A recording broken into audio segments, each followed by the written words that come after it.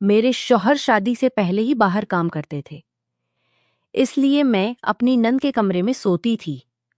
मैं अब अपने शौहर की कमी बर्दाश्त नहीं कर सकती थी।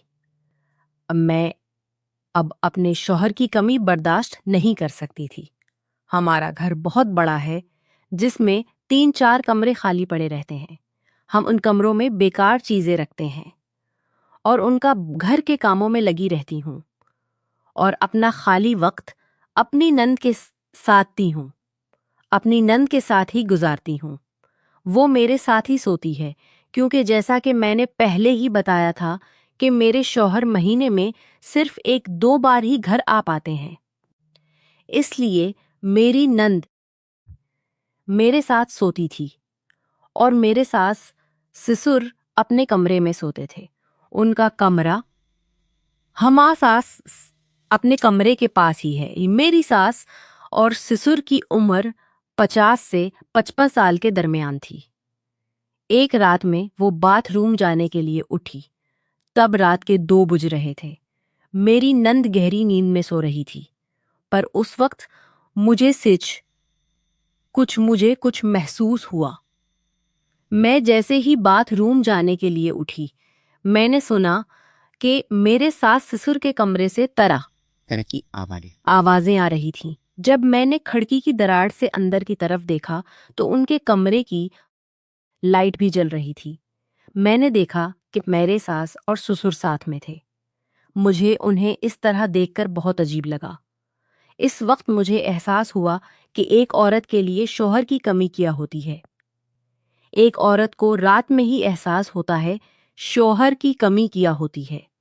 एक औरत को रात में ही एहसास होता है। मैं बाथरूम में चली गई और काफी देर बाद बाहर आई, पर मैंने वापस आकर देखा कि उनके कमरे की लाइट अभी भी जल रही थी। फिर मैं अपने कमरे में गई और सोचने लगी कि मेरे ससुर को इतनी ताकत कहाँ से मिलती है। इस उम्र में लोग ठीक से चल भी नहीं पाते और वो इतना सब कुछ कैसे कर रहे हैं। यही सब सोचते सोचते कब मेरी आंख लग गई, मुझे पता भी नहीं चला। सुबह जब हम सब खाना खा कर बैठे तो हमारे दरवाजे की घंटी बजी। मेरी सास ने दरवाजा खोला तो हमारी पड़ोसन एक 22 साल के लड़के के साथ खड़ी हुई थी। पड़ोसन ने मेरी सास से कहा कि ये लड़का अभी कॉलेज की पढ़ाई कर रहा है और इसे रहने के लिए एक कमरा चाहिए। इसका नाम अमान है और ये सूरत का रहने वाला है। आपके पास पहले से ही 2-3 कमरे खाली पड़े हैं। अगर इस बेचारे को रहने के लिए एक कमरा दे दिया जाए तो आपका भला होगा और इसका भी काम क्या आप इसका भी काम चल जाएगा। क्या आप इसकी मदद कर सकती हैं? मेरी सास ने ससुर जी की तरफ देखते हुए कहा कि हमारे पास खाली कमरे तो कई हैं, पर इन सब में सामान भरा हुआ है और बहुत दिनों से सफाई भी नहीं हुई है। हमारी पड़ोसन ने कहा कि कोई बात नहीं, मैं इस लड़के को कमरे दिखा दूंगी। अगर उसे पसंद आएगा तो वो यहीं रहने लगेगा। कमरा किराए पर देने की बात पर मेरी सास ने कहा कि ठीक है, फिर तुम इस लड़के को कमरे दिखा दो। और इतना सुनकर पड़ोसन अंदर आई और इस लड़के को कमरा दिखाने लगी। मैं किचन में काम कर रही थी और मुझे नहीं पता था कि बाहर क्या चल रहा है। मैं फौरन बाहर आई और मैंने पूछा, मम्मी जी ये कौन? पर शायद उनको मेरी आवाज सुनाई नहीं दी या फिर उन्होंने जानबूझकर अनसुनी कर दी। मैंने फिर से पूछा, मम्मी जी ये कौन है? सासू माँ ने कहा, ये वो लड़का है जो किराए पर कमरा लेना चाहता है। इतने दिनों बाद किसी नए चेहरे को देखकर मेरे चेहरे पर ताजगी आ गई थी। इसके आने से मैं बहुत खुश थी। मैंने इस लड़के की तरफ देखा तो वो बहुत ही खूबसूरत था। इसकी बॉडी भी बहुत अच्छी थी। इसने भी मेरी तरफ तरछी नजर से देखा और मैं भी बस इसी को देखे जा रही थी। मैंने मम्मी जी से कहा, मम्मी जी कोई बात नहीं, आप इसको एक कमरा रहने के लिए दे दो और वो एक कमरा रहने के लिए दे दो और वो वैसे भी अपने यहाँ बहुत सारे कमरे खाली पड़े हैं। हमें हर महीने किराया भी मिलेगा। सास माँ को मेरी बात अच्छी लगी और वो कमरा किराए पर देने के लिए मान गई। अब वो लड़का हमारे घर में ही किराए पर रहने लगा। हमारे घर में एक ही बाथरूम था और वो लड़का भी वही बाथरूम इस्तेमाल करता था जो हम सब इस्तेमाल करते थे। एक दिन इस लड़के की गैस खत्म हो गई तो वो हमारे घर आया। एक दिन मेरी सास से बोला आंटी जी मेरे यहाँ की गैस खत्म हो गई और बहुत रात भी हो गई है। क्या आज रात के लिए मैं आपका किचन इस्तेमाल कर सकता हूँ? मेरी सास बोली कोई बात नहीं बेटा, आज रोटी हमारे यहाँ से खाना। शिवानी भाभी रोटियां बनाकर तुम्हारे कमरे तक पहुंचा देंगी। लड़के ने कहा थैंक यू आंटी, आप लोग बहुत अच्छे हो। और इतना कहकर वो अपने कमरे में चला गया। मेरी सास मुझसे बोली शिवानी इस लड़के के लिए 4 रोटियां बना दो और सब्जी के साथ उसे दे दो। मैंने कहा ठीक है मम्मी जी। मैंने जल्दी से रोटियां में बनाकर उसकी थाली लगा दी। मैंने उसके कमरे का दरवाजा उसकी लगा दी और उसे देने के लिए चली गई। मैंने उसके कमरे का दरवाजा खटखटाया तो अंदर से आवाज आई, भाभी दरवाजा खुला हुआ है, आप अंदर आ सकती हो। मैं अंदर गई और कहा मैं आपके लिए खाना लेकर रख दिया और थाली लेते वक्त उसकी इंगलियां मेरे हाथों से टकरा गईं। वो बोला भाभी जी आप भी बैठ जाइए। वो बोला भाभी जी आप भी जाइए। मैं प्राय मर्द की महक से अपने होश खो रही थी। मैंने कहा नहीं अमान आप खाना खाओ, मुझे अभी बहुत सारे काम करने हैं। अगर आपके साथ बातें करने बैठ जाऊंगी तो काम में देर हो जाएगी। उसने कहा अच्छा 2 मिनट के लिए ही बैठ जाइए।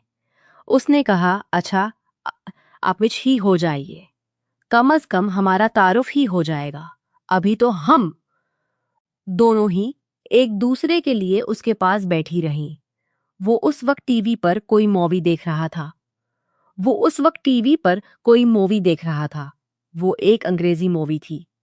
मैं भी उसके साथ बैठकर मूवी देखने लगी और अचानक से उसमें एक कसंग सीन आ गया।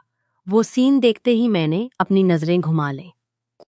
उसने मेरी तरफ देखते हुए कहा कि पता नहीं ये फिल्म वाले भी कैसे कैसे सीन डाल देते हैं। मुझे पता था कि अगर मैं कुछ देर और यहां रही तो खुद पर काबू नहीं रख पाऊंगी। इसलिए मैंने इससे कहा कि अम्मान अब तुम खाना खाओ, मैं फिर कभी आऊंगी। वो बोला प्लीज भाभी बैठिए ना, मेरे साथ पूरी मूवी देख लो फिर चली जाना। मैंने कहा नहीं और इतना कहकर मैं अपने घर चली आई। सारा काम खत्म करके जब मैं लेटने गई तो मुझे नींद नहीं आ रही थी। मेरी नींद सो चुकी थी और मैं लेटकर तारे गन रही थी। अचानक से मेरा ख्याल इस लड़के की तरफ गया। मैं इस लड़के के बारे में सोचती रही कि वो कितना ताकतवर और खूबसूरत है। आज जब मैं इसे रोटी देने गई थी तभी मैंने तय कर लिया था कि अब मैं इसे अपने सर का ताज बनाऊंगी और इसकी हर ख्वाहिश पूरी करूंगी। बहुत देर तक मुझे नींद नहीं आ रही थी, इसलिए मैं उठकर बाथरूम चली गई। जब मैं बाथरूम गई तो मैंने सुना कि सास ससुर के कमरे से कुछ आवाजें आ रही थीं। वैसे तो ये आवाजें रोज ही आती हैं पर आज बहुत तेज थीं। मुझे कुछ होने लगा। उन्हें सुनकर मुझे कुछ कुछ होने गई और जब बाथरूम का इस्तेमाल करके वापस आई तो मैंने कहा कि अमान के कमरे की लाइट रही थी। मैंने सोचा कि रान के कमरे लाइट जल रही थी। मैंने सोचा कि रात के 2 बज रहे हैं और अभी तक अमान के कमरे की लाइट क्यों जल रही है। मैंने सोचा चलो मैं जाकर देखती हूँ कि वो इस वक्त तक क्या कर रहा है। जब मैं उसके कमरे में गई तो मैंने देखा कि वो अपने मोबाइल पर वही मूवी देख रहा था। मैंने उसके कमरे का बहुत तेज कर रखा था। उसके कमरे का दरवाजा खटखटाया तो उसने फौरन वॉल्यूम कम कर दिया और बोला, अरे भाभी, आप इतनी रात को यहाँ कैसे? मैंने पूछा, आपके कमरे की लाइट अभी तक क्यों जल रही है और आप सोए क्यों नहीं? उसने कहा, भाभी मुझे नींद नहीं आ रही थी। उसने कहा, भाभी नींद नहीं आ रही थी, इसीलिए मैं अपने मोबाइल में मूवी देखने लगा। पर आप अभी तक क्यों जाग रही हैं? मैंने कहा, मुझे भी नींद नहीं आ रही है। फिर मैंने देखा कि आपके कमरे की लाइट जल रही है, इसीलिए यहां आ गई। वो बोला, ये तो आपने बहुत अच्छा किया कि आप यहां चली आईं। अब आइए यहां आकर बैठ जाइए। मैं उसके पास जाकर बैठ गई। मैं जैसे ही उसके पास जाकर बैठी, उसने फोन रख दिया और बाथरूम चला गया, पर अभी भी उसके फोन में वो मूवी चल रही थी। शायद वो जानबूझकर फोन इसी हालत में रखकर गया था। मैंने चपके से फोन की तरफ देखा और मूवी देखने लगी।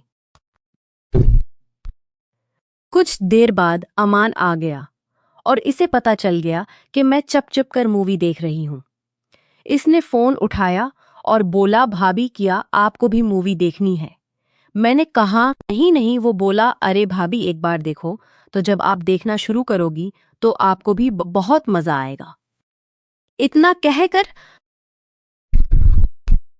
इसने अपना मोबाइल मेरे हाथ में थमा दिया। मैंने कहा, नहीं अमान, मैं नहीं देखूंगी। मैंने इसकी तरफ नहीं देखा, लेकिन इसने अपना मोबाइल मेरे हाथ में थमा दिया और बोला कि आप मेरी इतनी सी बात भी नहीं मानोगी। मैंने उसकी तरफ देखा और उसके बाद मैं उसे मना नहीं कर पाई।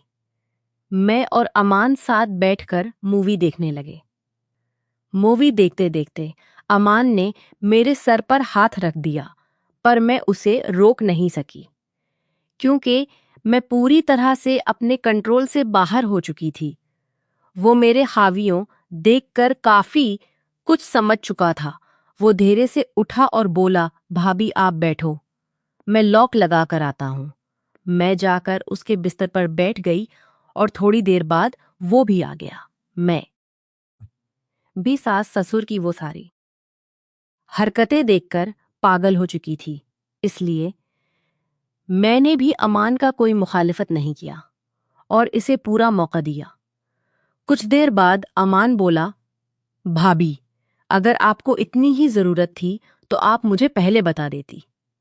खुद को इतना रोकने की क्या जरूरत थी? और अब आप चाहो तो आप रोज ही आ सकती हो। मैंने कहा, आज मुझे बहुत मजा आया, और इतना कहकर मैं चुपके से इसके कमरे से बाहर आ गई। कमरे से निकलते ही मैंने उधर इधर देखा कि कहीं कोई जाग तो नहीं रहा है। फिर मैं सीधे अपने कमरे में जाकर लेट गई और आज मुझे वो नींद आई जो पहले कभी नहीं आई थी। अब मैं रोज रात को अमान के पास जाने लगी। जब मैं अमान के पास जाती तो मेरे ससुर रोज रात को 2 बजे उधर उधर टहलने लगते। उन्हें देखकर मुझे और बेचैनी होने लगती। मेरे ससुर ने मेरे अंदर बहुत बेचैनी पैदा कर दी थी। अगर मैं उन्हें न देखती तो शायद मेरे अंदर वो जोश ना आता। एक रात जब मैं अमान के कमरे से बाहर आ रही थी तो मुझे लगा कि शायद सब सो रहे होंगे, पर जब मैं अपने कमरे में गई तो मैंने देखा कि मेरी नंद मेरे कमरे में नहीं थी। मैंने सोचा कि शायद बाथरूम गई होगी, पर जैसे ही मैं बिस्तर पर बैठी वो मेरे सामने आर कर खड़ी हो गई। और बोली, भाभी आप इतनी रात को उस किराएदार लड़के के पास क्या करने गई थी? उसकी बात सुनकर मैं हड़बड़ा गई। मैंने कहा, अरे कुछ नहीं, इतनी रात को उसके कमरे की लाइट जल रही थी तो बस देखने गई थी कि वो क्या कर रहा है। वो बोली, भाभी झूठ मत बोलो, मैंने सब देख लिया है कि आप वहां क्या करने गई थी। उसकी बात सुनकर मैंने सर झुका लिया, पर फिर भी मैंने हिम्मत करके उससे कहा कि देखो सीमा, तुम्हें तो पता है कि तुम्हारे भाई को गए हुए कितना वक्त हो गया है, और वो महीने में 1-2 बार ही आते हैं, और उस बार तो वो भी नहीं आए। क्या वो जानते हैं कि मैं यहाँ उनके बगैर कैसे रह रही हूँ? कभी कभी मेरे लिए बहुत मुश्किल हो जाता है, पर मैं कुछ नहीं कर सकती। सीमा, प्लीज तुम ये बात किसी और को मत बताना। ये बात हम दोनों के दरमियान ही रहनी चाहिए। सीमा बोली, पर भाभी, ये सब गलत है। अगर भाई को पता चलेगा तो वो तुमसे तलाक ले लेंगे, और अगर तुम भाई के साथ खुश नहीं हो तो तुम खुद भी तो तलाक ले सकती हो। तुम किसी ऐसे आदमी के साथ शादी कर लो जो तुम्हें वक्त दे। पर इस तरह मेरे भाई की जिंदगी बर्बाद करने से तुम्हें क्या मिलेगा? जब भाई को तुम्हारी की जिंदगी बर्बाद करने से पता चलेगा, उन्हें कितना बुरा लगेगा। जब मैंने हाथ तुम्हारी इस टहकाई तो तुम ये समझती हो कि तुम कुछ भी करो, मुझे इस बात से फर्क नहीं पड़ता। और इतना कहकर वो बिस्तर पर जाकर लेट गई और सो गई। इस सब पे कहकर बिस्तर कर लेट गई और सो गई। इस सब के बाद मैं कुछ दिनों तक अमान के पास नहीं गई, क्योंकि मेरे दिन आ गए थे। इसलिए मैंने सोचा कि अब मैं 4-5 दिनों तक अमान के पास नहीं जाऊंगी।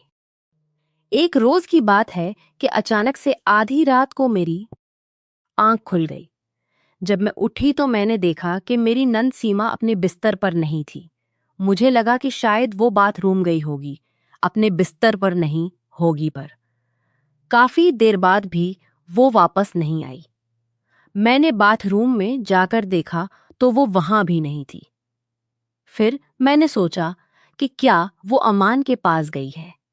मैं धीरे से चलकर अमान के कमरे तक गई और खिड़की से अंदर झांकने लगी, तो मैंने देखा कि सीमा और अमान एक साथ थे। उन दोनों को इस तरह देखकर मुझे एक झटका सा लगा, पर मैंने कोई शोर नहीं किया और चुपचाप अपने कमरे में आकर लेट गई और सोने का नाटक करने लगी। थोड़ी देर बाद सीमा भी आ गई। दी।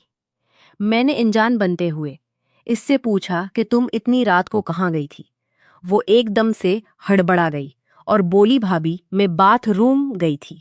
मैंने कहा, पर मैंने तो तुम्हें अमान के साथ रंग रलियां मनाते देखा है। इस दिन मुझे तो बहुत ज्ञान दे रही थी और आज खुद भी वही कर रही थी। वो बोली, देखो भाभी, आप भी तो उसके पास जाती हो ना। फिर मैं क्यों नहीं जा सकती? और अगर चाहती हो ना, फिर मैं क्यों नहीं जा सकती कि आपकी बात हम दोनों के दरमियान ही रहे? तो आपको भी ये वादा करना पड़ेगा कि आज जो भी हुआ वो भी सिर्फ हम दोनों के दरमियान ही रहेगा। मुझे भी इसकी बात से कोई प्रॉब्लम नहीं थी, इसलिए मैंने भी हामी भर दी। अब हम दोनों ही अमान के साथ होते थे और वो हम दोनों से लुत्फ अंदोज होता था। कुछ दिनों बाद मैंने और सीमा ने एक टाइम डिसाइड कर लिया कि हम दोनों कब और कितने वक्त तक अमान के पास रहेंगी, और कुछ इसी तरह हम तीनों की ज़रूरतें पूरी होती रहें।